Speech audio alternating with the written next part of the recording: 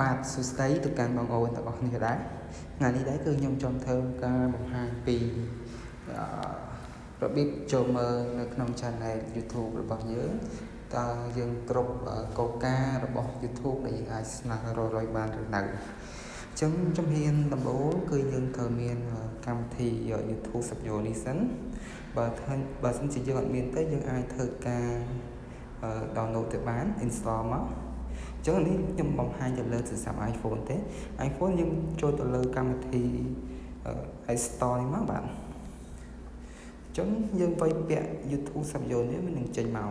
ចឹងយើងធ្វើការ download ចឹងទូរស័ព្ទខ្ញុំធ្វើការ download ហើយចឹងនេះគឺខ្ញុំធ្វើការ download ចឹងបន្ទាប់ពីយើងធ្វើការ download ហើយគឺយើងអាចធ្វើការចេញមកលើកម្មវិធីនឹងបានពេលដែលយើងធ្វើការចុចលើកម្មវិធីនេះហើយវានឹងចូលមក channel របស់យើង channel YouTube របស់យើងឥឡូវខ្ញុំចង់មើល channel YouTube មួយនេះថាចង់ដឹងថាយើងគ្រប់កលការអត់អញ្ចឹងបងប្អូនទាំងអស់គ្នាអាចមកមើល5ចំណុចនេះនៅខាងក្រោមនេះបើសិនជាយើងចង់មើលគ្រប់កលការគឺយើងចូលមករូបដុល្លារបាទយើងធ្វើការចុចពាក្យរូបដុល្លារនេះមកបន្ទាប់ពីយើងធ្វើការចុចរូបដុល្លារនេះហើយវានឹងដាក់បាទខាងក្រោមនេះគឺ channel YouTube របស់ខ្ញុំទៅបានអ្នក subscribe 23នាក់ទេបាទចំនួន23នាក់អញ្ចឹងគឺគេនឹងដែរ23នាក់ចំនួន subscribe channel YouTube របស់យើងហើយតែគោលការណ៍របស់ YouTube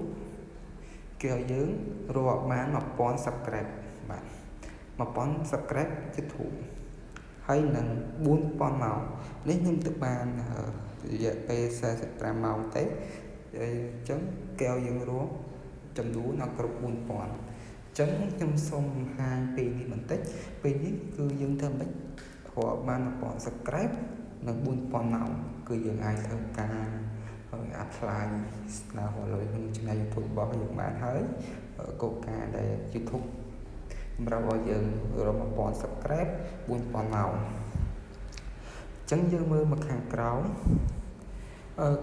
នេះយើងបង្ហោះវីដេអូខ្លី